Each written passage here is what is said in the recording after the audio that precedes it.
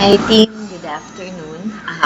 Now, I'm super excited kasi malapit na mag-end yung countdown. So, gagawin natin para at least may idea kayo kung anong gagawin kapag nag-ending countdown, yung 14 days countdown natin.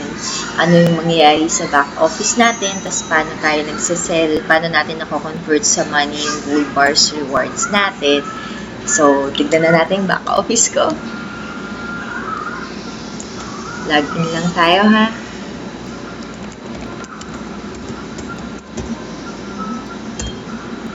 Okay. So let's see. 13 seconds. Okay. 4, 3, 2, 1. And it ends. Okay. Let's see what happens. Okay, balik tayo. Tayo sa my finances. So, wala na ang countdown. So, may balance tayo na 33. We will check. Ito yung nag-pay tayo for the coupon. Tapos, this is for the second table. Which I think nag-credit sila ng 500 euro. Tapos, nagbawas ulit sila ng 500. Ito, actually, hindi na natin ito binayaran eh. Ito lang talaga yung binayaran natin, yung 540 euro.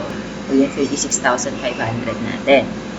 And then, this one naman, ang rewards natin is 3,500, which is less 7% for the management fee. And I believe ito yung nilalagay nila for the leadership bonus. So, 3,255, but the amount of gold that we have is 3,222, kaya may balance pa tayo ng 33. Okay, so tignan na natin yung bullion vault. Ayan ang gold rewards. So, the total value is 3,222 euro for the purchase. So, 88.1 grams siya. So, yung timbang niya is based dun sa current price. So, not necessarily pala na 100 grams. So, meron tayong isang 2 grams, 5 grams, 31.1 grams, and 50 grams. So, dito makikita natin na pwede siyang i-request for delivery or i-register natin yung sale. So, for now, ibebenta natin siya. So, ang gusto natin is magkaroon tayo ng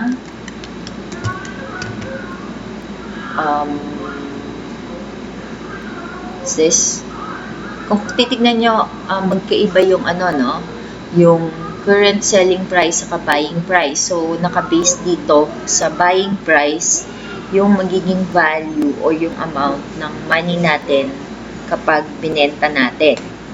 So, itara-try ko siyang ibenta itong, kung 5 coupons lang naman ang gusto kong i-sell.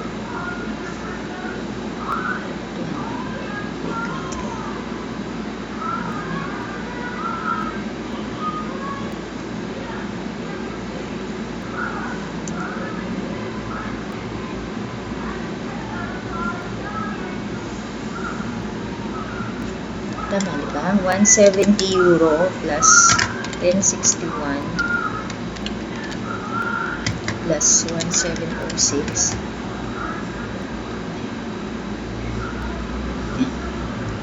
Refresh lang natin. My finances, bullion vault. Okay. So, we will register the sale. 170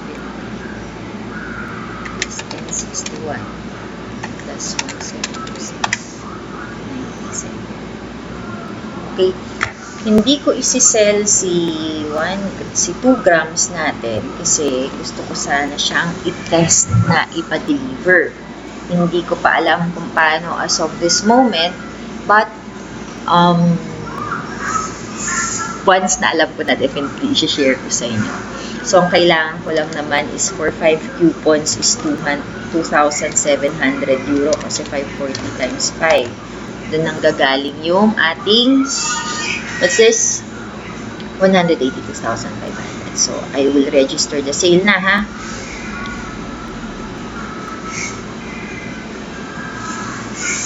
Okay. So, ang sinel natin is worth 2,937 euro. Sell the items. Click OK. Okay. Okay. So, what's this print?